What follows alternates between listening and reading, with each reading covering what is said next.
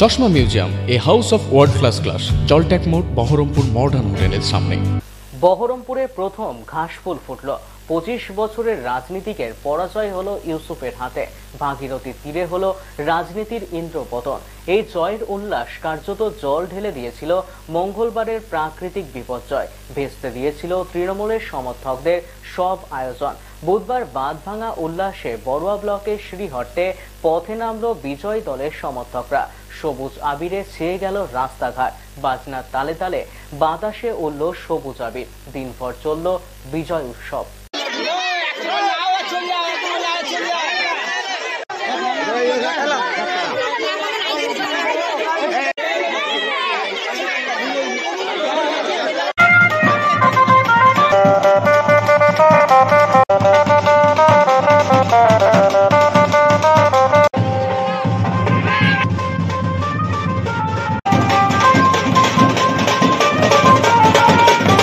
নৈতিক জয়, এই জয় মমতা ব্যানার্জির জয়, এই জয় উন্নয়নের জয়, এই জয় মামাটি মানুষের সরকারের জয়, এখানে সত্যের জয়। আমাদের দাদা সর্বভারতীয় সাধারণ সম্পাদক অভিষেক বন্দ্যোপাধ্যায় ও আমার নেত্রী মমতা বন্দ্যোপাধ্যায়, তিনি যে করোনা আমফানের সময় আমরা যে মানুষের পরিষেবা দিয়েছি, সেই জয় আমাদের এই জয়। মামাটি মানুষের জয়, লক্ষ্মী ভাণ্ডারের জয়।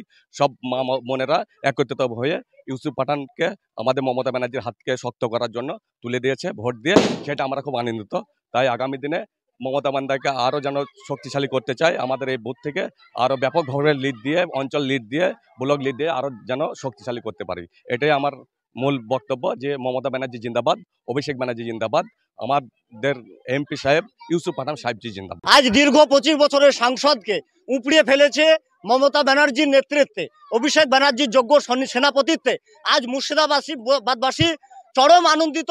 আজ তৃণমূল কংগ্রেসের শাসক এবং তৃণমূল কংগ্রেসের এমপি প্রতিষ্ঠা পেয়েছে।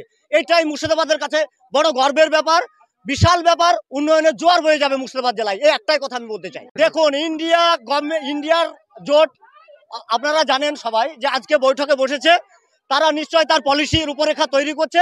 তবে আমরা আশাবাদী ইন্ডিয়ার সরকার দেখে তৈরি হবে।